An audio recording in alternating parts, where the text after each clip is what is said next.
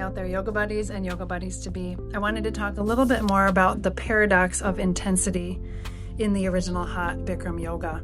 From the outside, and you'll see this in all sort of journalism out there about Bikram Yoga, it appears to be this most type A, competitive, even intense yoga practice. And that's only partly true, and it's actually a little bit untrue. We get to bring our own intensity to this practice. Yes, the room is heated, and yes, we are 90 minutes in this practice, but each person that walks in actually has the opportunity to regulate their own intensity. It's not something outside of you that's controlling you or pushing you to do more or do faster or anything.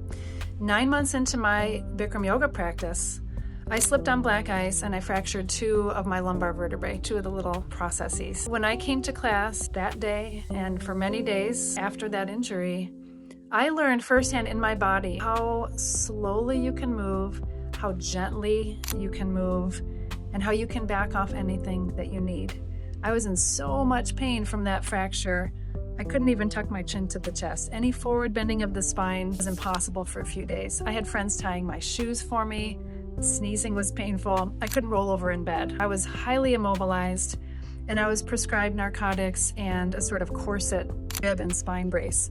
That plan did not work for me at all. I felt awful after a couple of days, and so I started coming to yoga regularly. I told my teachers, I said, look, I can't forward bend my spine at all, but I just want to be in the hot room, and they said, sure. So my experience of trying to move what I could move and being super gentle with those things I couldn't move showed me in my body how gentle and how slow and how attentive you can be in a 90-minute heated Bikram Yoga class. It's one of the most important experiences of my life.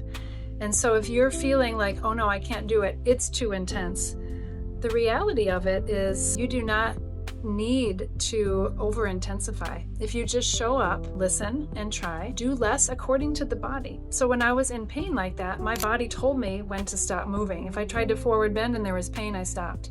So if you're in the Bikram Yoga class and you're huffing and puffing and not regulating the breathing, feeling anything that can happen when you overdo things will just be magnified in the heat. So you'll learn sooner. You'll actually find out sooner when you've overdone something. So at that moment, you can realize it's our own intensity we're bringing, and we can back off on that. We can regulate that. This is not just a lesson for the Bikram Yoga practice.